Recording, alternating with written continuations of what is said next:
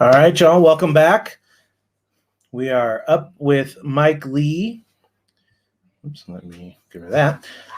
Mike will be in chat on Slack and will be with me after his talk to answer any questions and chat about it. And then after that is Stump. So you're in the home stretch now, so enjoy.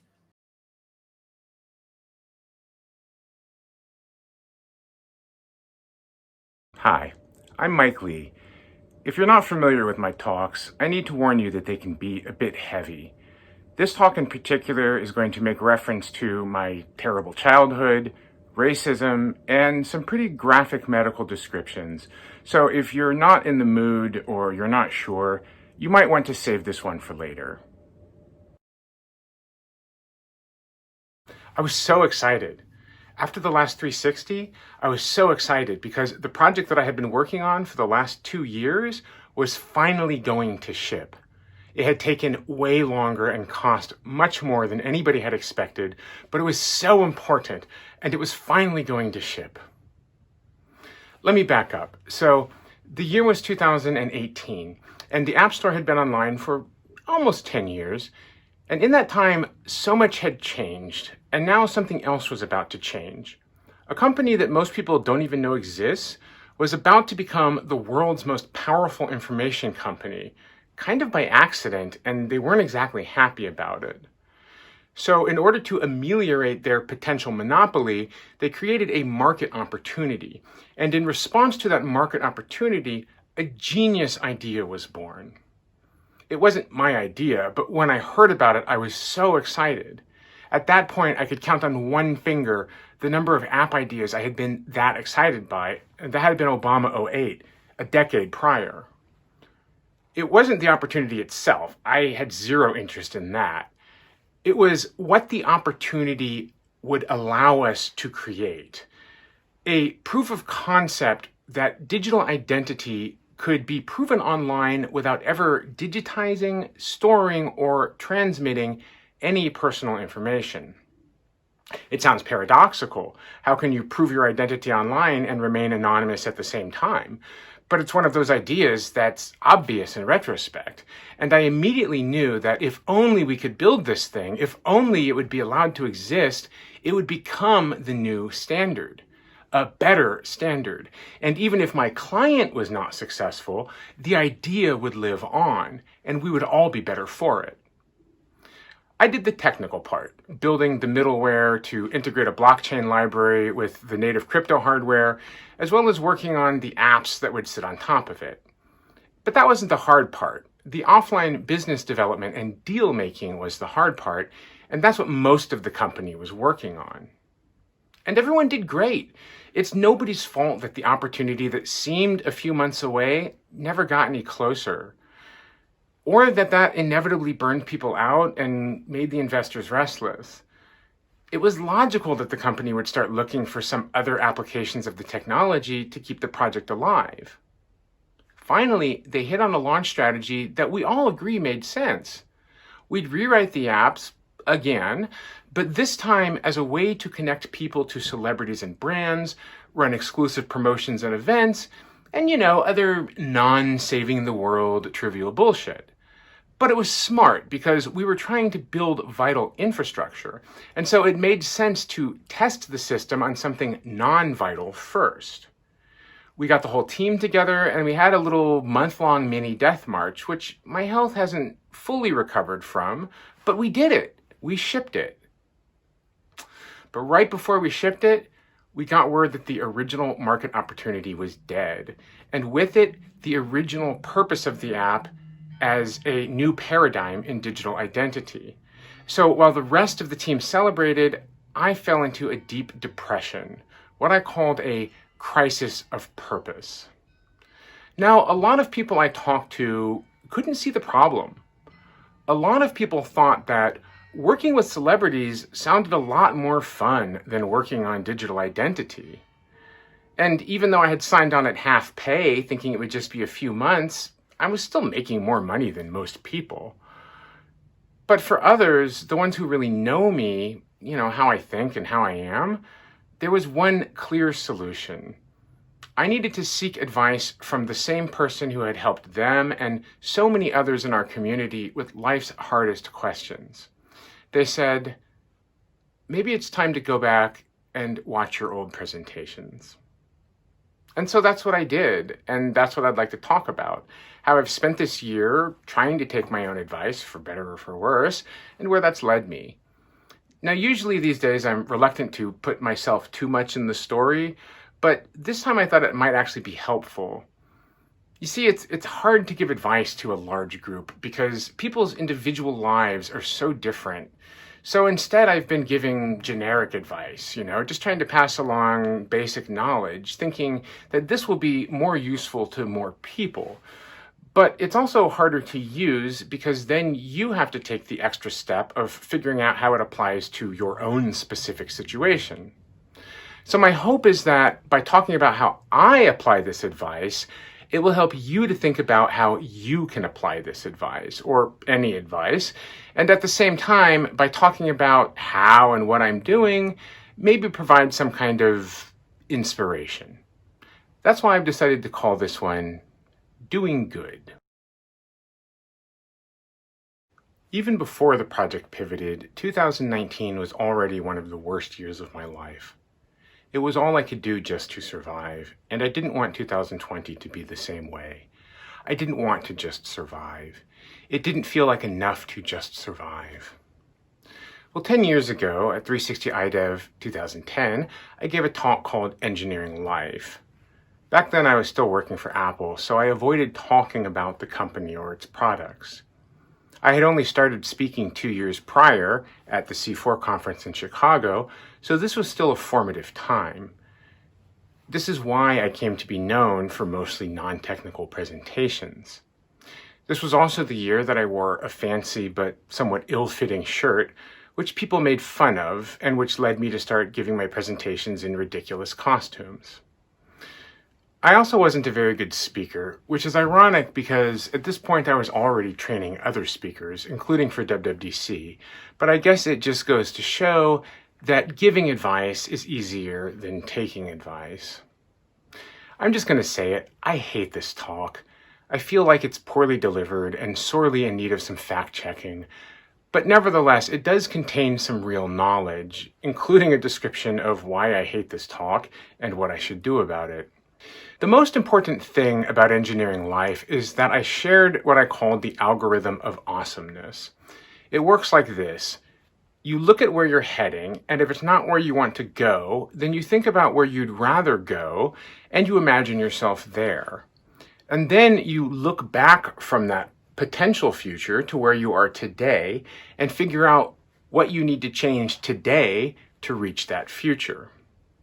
If that's not clear, here's an example. Looking back at 2019 sucked, so I wanted looking back on 2020 to be better. I thought, what kind of stuff do I wish I was looking back on? I figured that it should be something tangible and with less risk of failure. Well, in 2015 at UIConf in Berlin, I gave a talk called World Modeling, where I explained in mathematical detail the problem of climate change and its solutions. That led to my 2016 talk, Planetary Engineering, about what technology, and especially software, can do about climate change. The upshot of all this is that our power is not to make direct change, but to accelerate the workflows of people who are already making direct change. And if that's not what you're doing for a living, I said, why don't you try walking into the office of some organization you admire and volunteer to help them with their technology infrastructure? So that's exactly what I did. I walked into the offices of Doctors Without Borders. I explained that I wanted to volunteer, and they were confused. Once they figured out what I was even talking about, then they had to figure out who I should actually talk to. And that took about an hour. So I just sort of sat in the lobby and drank coffee while they called around. And eventually they figured out that the person I needed to talk to was not there. So they gave me their phone number and they sent me on my way. Well, something you should know about me is that I have a really hard time calling people on the phone. It's not rational. It's a genuine phobia, and it's extremely severe. I almost went to jail once because I had to make a phone call, and the fear of going to jail was actually smaller than the fear of making a phone call. But I did call. It wasn't easy. I had to hype myself up all morning. And then it turned out that they weren't there and that I had to call back. And well, that was it for the day. It would be several more days before I would be able to call back. But I did call back. I called back several times, actually. And every time I called, they told me that the person I needed to talk to wasn't there, and they didn't know when they would be there, and I would just have to call back another time. I don't know why I couldn't just leave a message, but for months I called, and I got nowhere. Well, obviously I find this frustrating, but I guess I should have expected it. I mean, the whole premise of the idea is that these organizations don't have their shit together when it comes to technology. So, of course, if one of the world's most experienced technologists shows up on their doorstep, they're not going to know what to do about it. So at that point, I figured the best thing to do was probably to send them a letter, like an actual printed with chemicals onto the corpse of a tree and hand carried by a human letter. So I put that on my to-do list.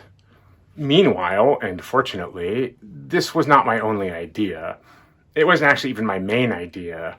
My main idea was to raise funds for obstetric fistula corrective surgery. What that is and why I care, it's kind of a long story, which is why I didn't open with it. But here goes. So if you look at my presentation history, it seems like my talks before 2014 are mostly about making apps, but my talks from 2014 on aren't really about apps at all. So what happened in 2014? Well, I've spoken before about how the talks I gave in 2014, which were entitled Being Better and Ethics Made Easy, led me to change my career. Most famously, at 360 that year, where I delivered my ethics talk, I then led a panel on ethics where I realized live on stage that I did not want to participate in technology production anymore. What I haven't talked about is what led to those talks in the first place, and the answer is that I got sick, like really sick, sicker than I'd ever been before in my life. I spent an entire month just unable to get out of bed in constant agonizing pain. I was sick for a lot longer than a month, but that was the peak of it. So what happened was that back in 2010, I left Apple and I went on a year-long speaking tour all around the world. And on that tour, I went to Cambodia, and in Cambodia, I got dysentery. I still haven't fully recovered, and in 2014, that came to a head and I required medical intervention. Well, I ended up having to have several surgeries and go on various elimination diets, including gluten. And I ended up having to wear maxi pads because I was bleeding all the time, and I was in a lot of pain, so I was pretty cranky. And I was also actively traveling and speaking, so I had to deal with all of this, often in countries and cultures that weren't always sympathetic. I had so many terrible experiences that until last year, this was the worst year of my life. In last year's talk, How to Stay Excited in a World That is Falling Apart, I talked about seeking the opportunities, even in bad experiences, and how in the worst experiences, the best opportunity is often to build empathy. Well, 2014, in a lot of ways, was the year that I learned to do that. Being sick is isolating. Even people with the best intentions find it awkward to be around sick people. I see that so clearly now. I also see that not being sick and not being in constant pain is a privilege. And typical of privilege, I didn't even notice it until it was taken away. It also didn't escape me that a lot of what I was experiencing, the bleeding, the pain, having to dispose of used maxi pads, not having my needs taken seriously, this is par for the course for so many women. I think that one of the reasons why I hate those early talks is because I feel like I can actually hear how much more sexist I was. And I think a big part of turning that around was the empathy toward women that I built during this time. There was one group of women who I had the most empathy for. I don't know why, but I had been reading about the problem of obstetric fistula. This is a condition that can occur when a woman goes through extended labor, especially if she's young and lacks access to good maternal care. A hole develops between the vagina and the anus, leading to incontinence, which is a polite way of describing just about the grossest, most painful and humiliating condition in medicine. It's also relatively easy to fix, given access to modern medicine. The surgery costs about $700, and simply put, it's the biggest difference you can make in someone's life with the smallest amount of money. I mean, $700 is a lot of money, but not compared to the difference it makes. Well, at one point, overcome with pain, I swore that if I got through this terrible ordeal, that I would pay for 49 women to have this surgery. In the Bible, it says something about paying back not 7 times, but 7 times 7. And I'm not religious, but I was raised as an evangelical Christian. So when fire and brimstone starts coming out of my ass, I get a little biblical. I never fulfilled that promise. Things got better, but they never completely healed, and eventually they got worse again. And to be honest, I think that the fact that I never fulfilled that promise is why that happened. I don't think God is punishing me. I think I am punishing me. Like, maybe I stopped pursuing treatment because on some level I felt like I didn't deserve to get better. Or maybe I'm just being hard on myself, and what actually happened is that life got in the way, like it does. I had never been taught to draw boundaries or stand up for myself, and I used to rely on having a kind of high-stress type A personality to protect me. But after some cardiac events in 2012, I had to give all that up, and now I was trying to turn all this empathy into action, and it was getting me into all kinds of trouble. This in turn ended up taking a tremendous toll on my mental health, and I ended up quietly dropping out of the internet and spending 4 years in therapy. So my full plan to overcome my post-ship depression, as explained to my therapist, was to volunteer at Doctors Without Borders and to start raising funds for these surgeries so that at the end of 2020, regardless of my own successes or failures, I could look back on all the good I had done. And so I did a bunch of research to figure out how much each surgery costs and where people could donate and things like the correct way to talk about these women. Meanwhile, I was myself spending a lot of time in the hospital because, I had to go in for surgery to get the plate out of my foot after I broke it in 2019. I started treatment again for the worsening ass situation. And it felt like I was there every week. And every week, things were just getting weirder and weirder because of this emerging coronavirus. Well, we all know what happened next. The world shut down, and just like that, people stopped caring about celebrities and brands, and exclusive promotions and events were all canceled. Just like that, I found myself without work or any reasonable hope of finding work, and I'm on a self-employment visa that disqualifies me from most government benefits. And I have almost no savings because that's what happens when you work for half pay because you think that what you're working on is important.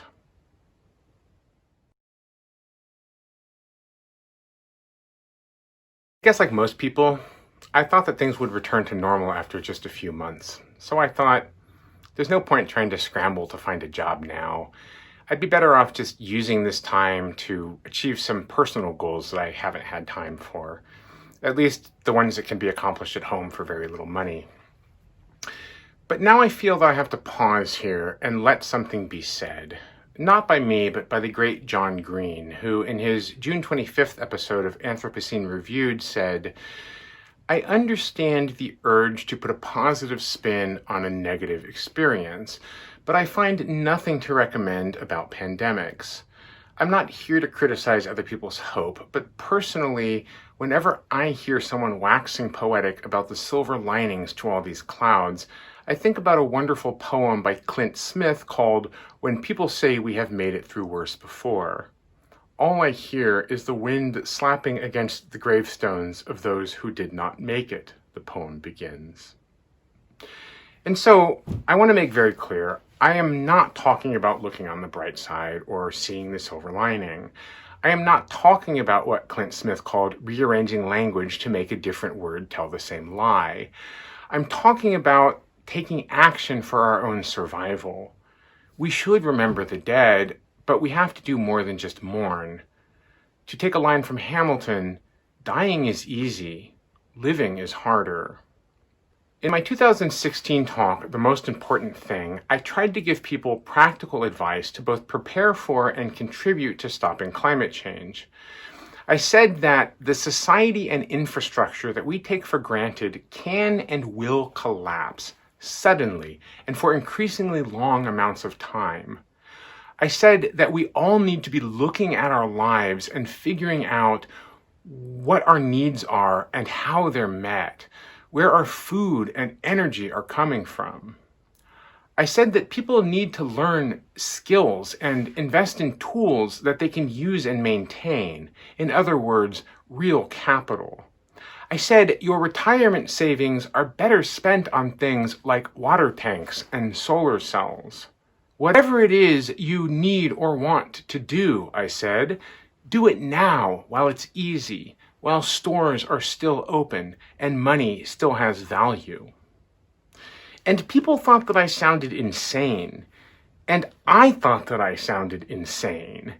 That's why these past couple of years, I've really tried to lower the intensity of my talks and, talk about like more cheerful subjects. I mean, I didn't always succeed, but I tried. And I did take that advice. I take several steps, including, moving to a place with a garden, which was good because the pandemic made it hard to get groceries. And in those first few months, a lot of stuff was out of stock, including fresh produce. So one of the first things I did was to plant lots of vegetables, especially fast-growing greens. And that felt really good because on the one hand, the pandemic gave me the time and inclination to tend my garden. And on the other hand, tending my garden helped ameliorate the effects of the pandemic. So I thought, what other opportunities are there like that? One of the best times in my life was back in Hawaii when I found a new group of friends who were all into inline skating, and we started skating together through the city. Those were good times, and I miss them. So a couple of years ago, one of my best friends in Amsterdam bought me a pair of inlines so that we could start the Amsterdam Secret Fitness Club. We call it the Secret Fitness Club because it's by word of mouth instead of being on meetup.com. Anyway, I've spent the last 2 years, minus the time when I broke my foot, trying to, skate around on basketball courts and skate through the park to build those skills and the confidence needed to start skating through the city again. But I found it impossible. I was getting better at skating through the park, but skating through the city requires additional skills, and the only way to gain those skills is by skating through the city. But the city was only getting busier and more crowded, which is part of why I stopped trying to convince people to move here. When the pandemic shut everything down, I realized that it might be my one and only chance to have an empty city that I could skate through and then build my skills as the traffic slowly increased. So that's what I did. Now I skate everywhere, 10, 20 kilometers a day. I got light up wheels so that I can skate at night and waterproof bearings so that I can skate in the rain. I just think it's safer and cheaper than riding the bus, and it's faster and funner than walking, and to me it's way less stressful than riding a bike. It also uses a bunch of muscles and burns a ton of calories, yet it doesn't really feel like exercise. I'm so happy with it, and it never would have happened without the pandemic. That is what I call finding the opportunity. Now when I look back on this time, it won't only be about what fate took from me, but also what it granted me in return. The other big thing was that I started cooking again. I mean, I used to cook all the time. I used to love cooking. Maybe you also love cooking, but I loved it more. It's because I grew up malnourished in a house that had no food, but at least 100 cookbooks. So I would stare at the pages and just fantasize about one day cooking these things. And I did, from the day that I was old enough to take home economics until the day I left Silicon Valley to gain international experience. Nearly everything has changed, but the one thing that has remained constant is that I cooked until I didn't. because I was living out of a suitcase for a year. And then I have basically spent the last 10 years essentially working 3 jobs, because in addition to my freelance engineering work and my work as a public speaker, I'm also, a community organizer. And so I just really haven't had time to cook, and I've been living on restaurant food. In fact, my partner actually thought that I didn't even know how to cook. And the truth was that I missed it. I mean, I'd been bemoaning this for years, but I didn't have time to get back into it. But now with the pandemic, I had time, I had no money, and all the restaurants were closed. So cooking at home was the only thing that made sense. The upshot is eating better and getting healthier. But it's more than that. I have so many more options now. Like, there are so many American delicacies that you can't really get in Amsterdam, like nacho cheese or garlic kosher dill pickles or a proper donut. Even back in the day when cooking was my life, there were some things that I was always afraid to try, not because I couldn't do them, but because someone had once told me that I couldn't do them. And as part of my therapy process, I had wanted to find and fix things like that. So now is my chance. 2 things in particular had always scared me. Narrow range, high temperature cooking, like candy making and deep fat frying, and anything biological, like fermentation or cooking with yeast. The other thing was that somebody once told me that you couldn't make mochi from mochiko, and I totally believed that, even though it doesn't really make any sense. Well, when people look back on King's Day 2020 and remember the time our largest national holiday was canceled, when I and my geographically closest friends remember King's Day 2020, we're going to remember the time that I learned how to make mochi from mochiko and ended up delivering to everyone delicious ichigo daifuku, or strawberry mochi, with freshly made mochi, which is unbelievably soft, and homemade anko, or red azuki bean paste. Actually, my first attempt at making the anko failed, and so I converted the failed batch into azuki bean ice cream, which is not only my favorite flavor of ice cream, but definitely not something you can get around here. Bearing in mind, I don't have an ice cream maker. I used 2 zip-top bags.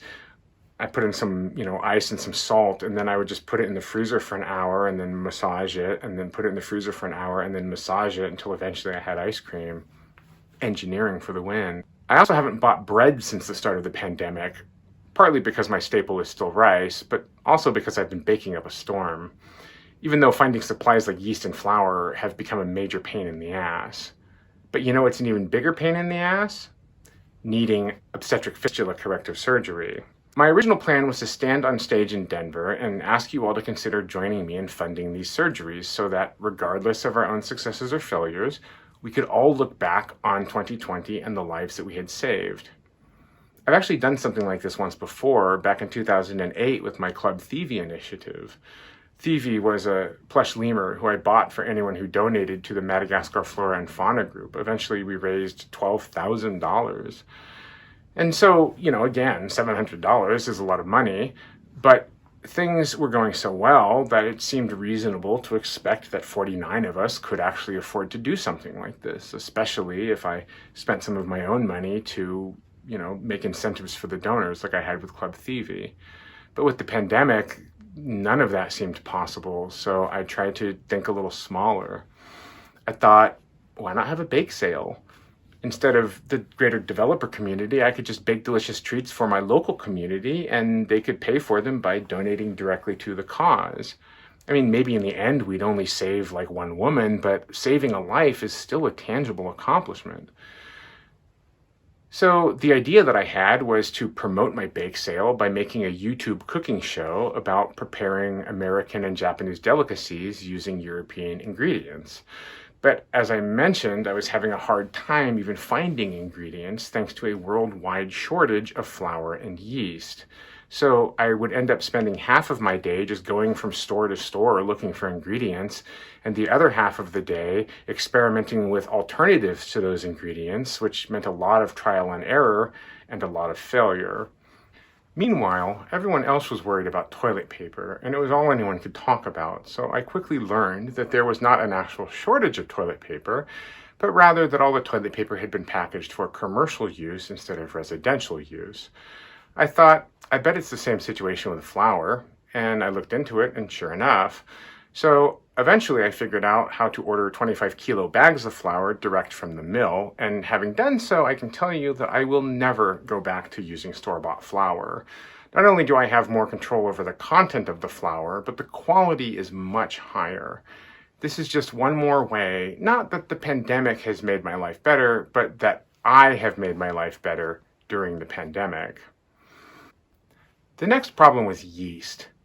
This is an entirely different supply chain, and the best solution I could come up with was to import yeast from Japan via Amazon, which takes more than a month, so no, that's not going to work.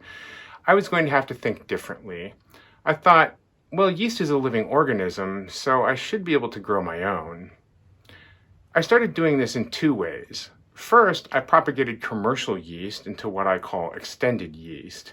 Second, I cultivated wild yeast using a spoiled pineapple, thus creating my own sourdough starter. Both of these methods work, but neither of them work the same as commercial yeast, so it took a lot of learning and a lot of trial and error before I could actually get consistent results.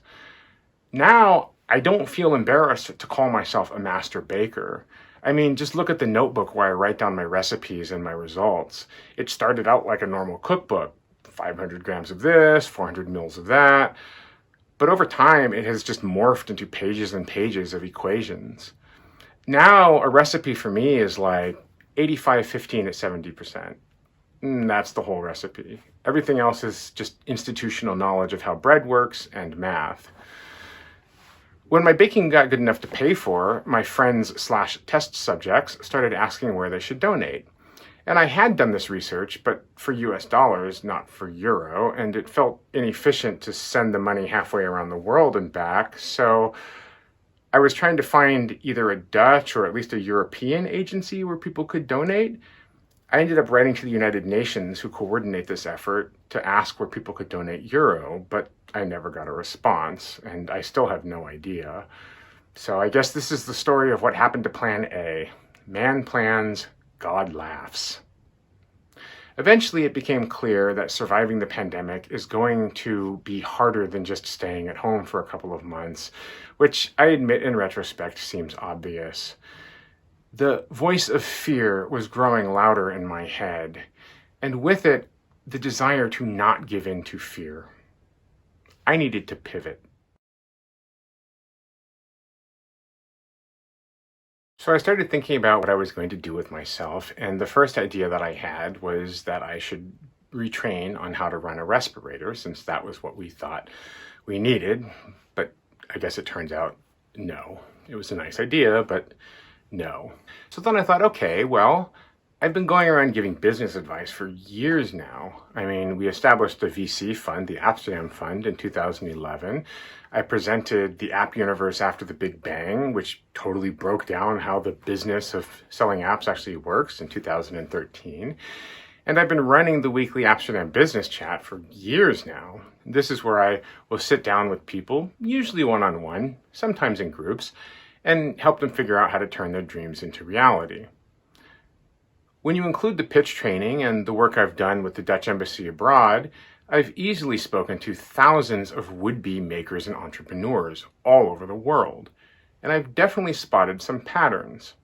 I thought I should compile all of this knowledge into a book or something so that I can spend my effort on connecting people to what I have already said instead of continuing to go around and just say the same things over and over again.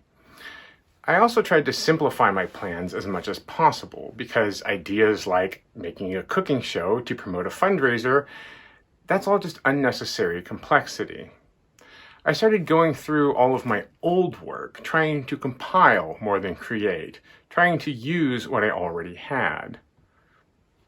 It was harder than I thought it was going to be honest, because I've spent so much time these past few years writing code rather than prose that I've kind of had to retrain my brain in how to think linearly.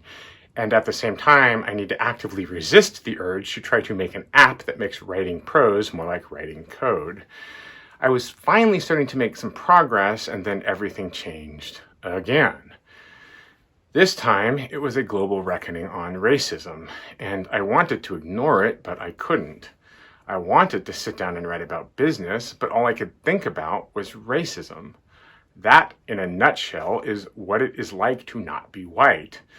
We don't want to talk about racism. We just want to live our normal lives. But racism keeps butting in, and the thing inside starts to come out. What do I mean by the thing inside? Well, let me tell you a story. Even being mixed race, even growing up in a multi-ethnic society, I was the opposite of woke. I was raised by right-wing conservative white people whose frequent abuse was often explicitly connected to my race. If I hadn't grown up in a predominantly Asian population, all I might know about Japan is that my dad was born there, and for some reason that means I need to be punished. But I did grow up around other Asians, and I did learn, eventually, the difference between good and evil. But I also had a couple of white friends, and they were exactly the kind of worldly, left-leaning people that we talk about when we call people woke. They were literally decades ahead of me on, matters like feminism and homophobia, which made it really confusing when I tried to explain to them why this word Oriental they kept using was racist, and they told me that I was wrong. They got really upset, and they had all these arguments to back up their assertions that Oriental and Occidental simply mean East and West, and any claim of racist connotations is full of shit, and so are you. Well, now I understand that this is what we call gaslighting, and that the experience of being gaslighted by white people over racism is what puts that thing inside you, that feeling of needing to scream, being squeezed down for years, that repressed mixture of confusion and anger. Being Black, being Asian, being mixed race, these are all different experiences, but I suspect this is something we all share. I wish I could say that experience made me into a good anti-racist, but it didn't. If anything, it had the opposite effect. Experiencing racism made me less instead of more empathetic, and moving to the mainland after college and living in white culture, it just filled my head with simplistic lies disguised as knowledge.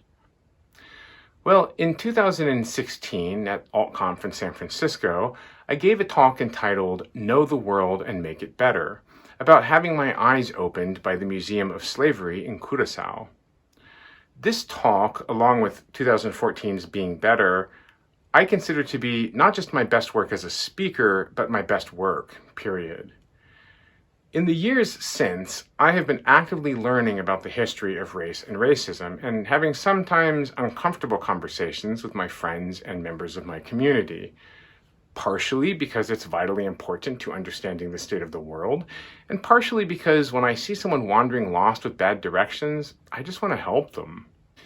The one time white people want to claim me as their own is when I want to talk about racism, and they want to tell me that I don't have any business talking about racism because, and I quote, they consider me white. You hear that shit enough and you start to believe it, or at least question yourself. Imposter syndrome has never had a better friend than the subtleties of xenophobia. So it wasn't exactly the resurgence of Black Lives Matter that changed my course, but rather a specific episode of the podcast Code Switch entitled Why Now, White People? The question they wanted to answer was what it was about the murder of George Floyd that inspired people to action when the murder of Philando Castile had not. They did some research and they found some surprising results. So when brands and influencers try to jump on this bandwagon, many people of color find that incredibly irritating. But it turns out that hearing this same message from every insipid corner is the best way, if not the only way, to actually influence human behavior. Moreover, as much as white people say that white people, or those they consider white, eye roll, should let Black people talk about Black lives, white people don't actually listen to Black people nearly as much as they listen to other white people. And so whether I'm actually passing for white or not, whether it should be me or not, the evidence suggests that I am in a privileged position to bring Black voices to white audiences. And as much as I want to talk about the history of racism Part 2, colonialism and anti-Asianness, we first have to teach people about the history of racism Part 1, slavery and anti-Blackness. The other thing is that I feel like I actually do have something to add to this conversation. For one thing, I've noticed that most experts on racism, at least in the English-speaking world, are American, and that most Americans have a very America-centric view of the world. So, for example, too often I hear it said that slavery, or more properly, the European enslavement of Africans, lasted from 1619 to 1865. But those dates only apply to the United States. In the Americas, it was more like from 1500 to 1888, and in general, it was about 1450 until 1918. What I don't hear often enough is the fact that slavery, climate change, and the horrors of late-stage capitalism are all part of the same problem. I hear a lot about the individual parts, but I don't hear anybody putting it all together to form a complete history of the end of the world. And by the world, I mean the world in which it was possible for one species to occupy multiple planets. Certainly the Earth and life itself are fine, and they will not miss us when we're gone. Finally, I've developed a different way to look at the problem that moves away from judgment and morality and focuses more on business and personal gain.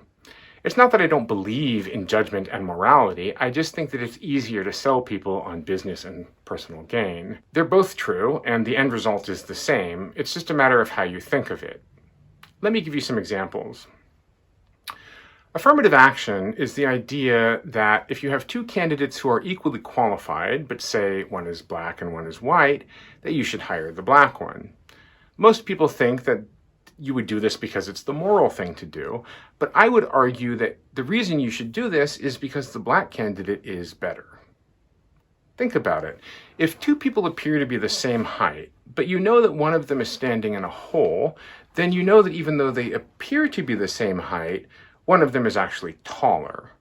So if the two candidates appear to be equally qualified, but one of them is handicapped by bias, then the one who's handicapped by bias is actually better. So affirmative action is not really about doing other people a favor because it's moral, it's about doing yourself a favor by learning to compensate for bias so you can make better hiring decisions. Given that, let's talk about reparations. A black person in the United States, earning the same income as a white person, nevertheless has only 1/10 of the wealth. This is not an accident, but nor is it inevitable. To paraphrase Tim Cook, problems caused by people can be solved by people. Economists have done the math on this, and there is one and only one solution, and that is to pay $800,000 to every person who is provably A, descended from an enslaved person, and B, actively living as a black person. And trust me when I say that any yeah but questions you might have in your head have already been answered. This is the only way to do this, and it is possible. It's going to cost about $10 trillion.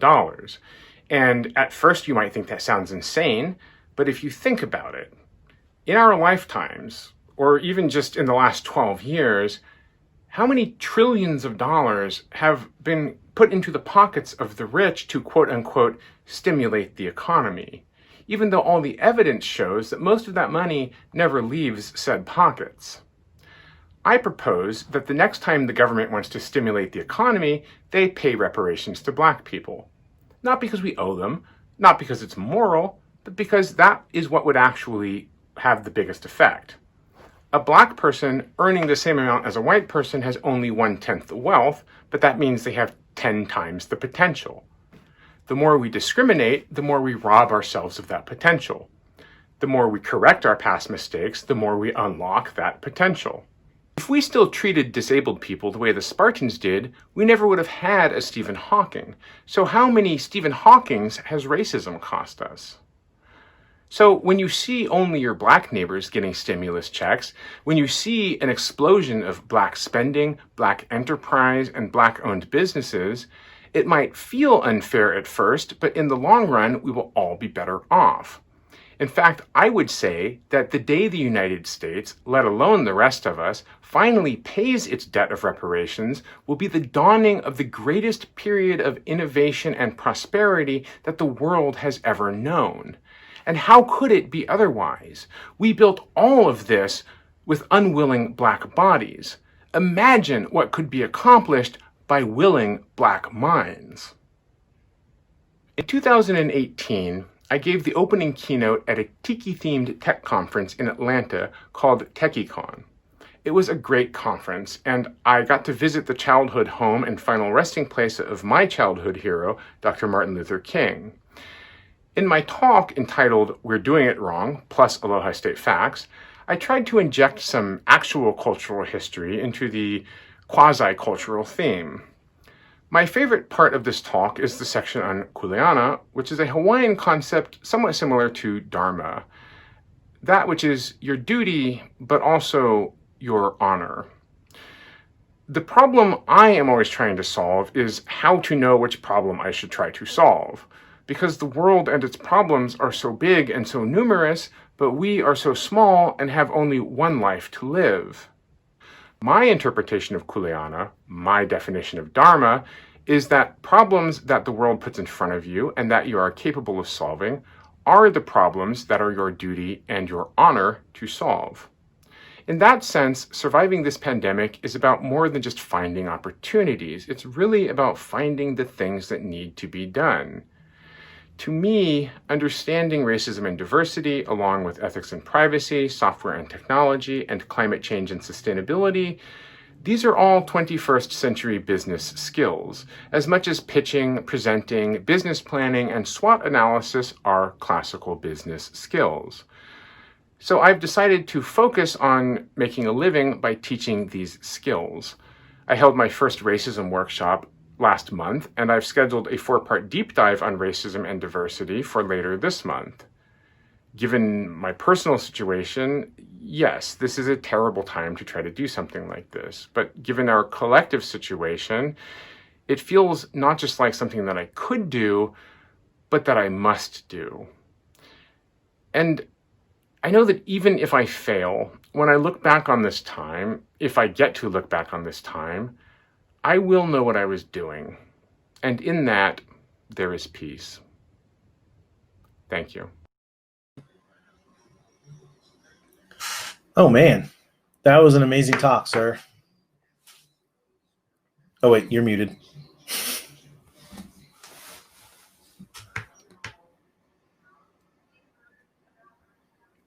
I think you're still muted. It's too bad. I said some really nice things. But I bet it was deep, and there was one and done. That's our loss. No, but seriously, thank you. Thanks for the opportunity. I love this conference, and this is to me just like the best crowd in technology. So, absolutely, I completely agree. I was taking notes as you were talking, and really the only thing I had was that I had no words outside of this is an outstandingly worthy talk to add to your pantheon of talks.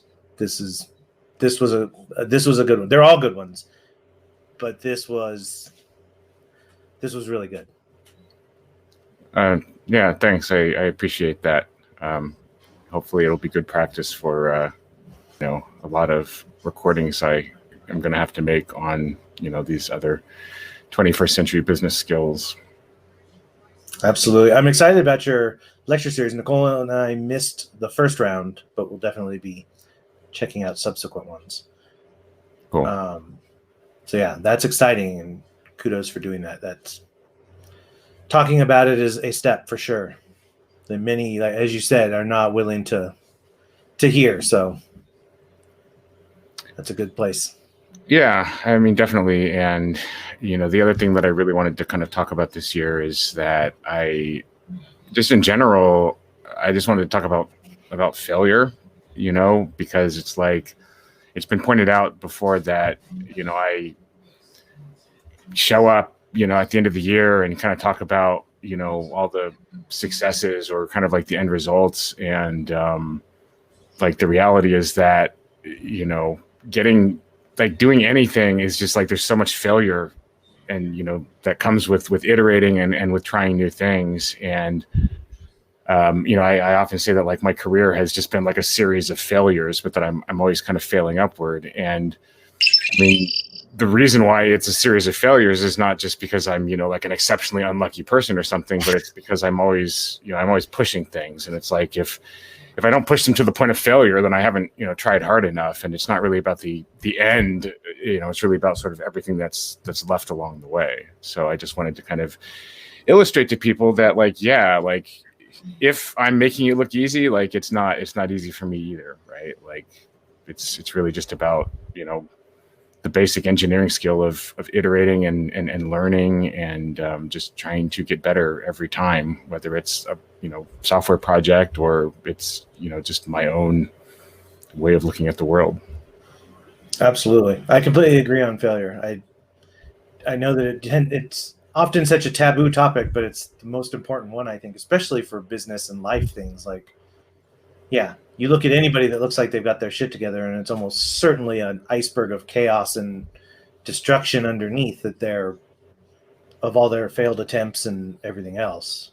Or even worse, they just really got lucky, and the first thing they tried was a success, and now they're going around telling everybody, oh, well, I tied my shoes backwards, and that's why I was a success. And it's like, well, I mean, I don't know, probably not. Cashing that book deal check. Right. Absolutely. Well, any closing remarks that you would like to share with everybody? Normally, I feel like this is where you say, let's get drunk, but we can't. I mean, we can do that. Right? No, I mean, I'm just, obviously it's very late for me here in Europe, but It is. Thank you. I'm going to try my best to, just be around. Like, I would say that as a speaker, it's really also your responsibility to just be available at the conference, And so I'm going to try to do the remote version of that and just kind of try to be on Slack as much as I can, for these next few days. So if anybody, just wants to talk about something or has some questions or, especially like, I feel like so many of us have just something in our minds that we just carry around that is just too embarrassing to say out loud because we kind of think it's wrong, but we don't really want to get yelled at for it.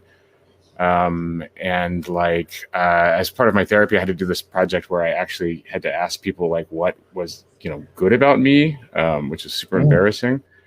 And like the thing that I heard the most, which was actually kind of surprising, was that I'm just not judgmental, because I'm just, kind of a giant ball of empathy. So I mostly just try to understand where people are coming from and to help people understand. And so it's kind of like, here's your opportunity to, talk about the things that you're afraid to talk about and kind of get your head straightened out so that, we can move on. Cause we just like, we don't have time.